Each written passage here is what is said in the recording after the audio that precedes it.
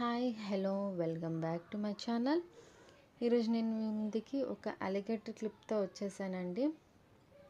ఇక్కడ నేను alligator క్లిప్కి glue apply చేసుకున్నాను అనమాట. గ్లూ అప్లై చేసుకొని ఇక్కడ డైమండ్ షేప్ కుందన్స్ని పెట్టుకుంటున్నాను అనమాట. ఇలా వీడియోలో చూపించినట్టు స్టిక్ చేసుకోవాలి లైన్గా. అలాగే 2-3 లైన్స్ లాగా స్టిక్ చేసుకోవాలి. స్టిక్ చేసుకొని అక్కడ ప్రెస్ చేసేది ఉంటుంది కదా, ఆ క్లిప్ దగ్గర ఫ్లవర్ షేప్ లాగా స్టిక్ చేసుకోవాలన్నమాట. ఇలా వీడియోలో చూపించినట్టు. ఇది కంప్లీట్ అయిన తర్వాత దీని లుక్ చాలా బాగుంటుందండి. ఇలా ఫ్లవర్ లాగా స్టిక్ చేసుకొని దానిపైన వైట్ కలర్ కుందాన్ని రౌండ్ షేప్ది స్టిక్ చేసుకోవాలన్నమాట. ఇంతేనండి వీడియో.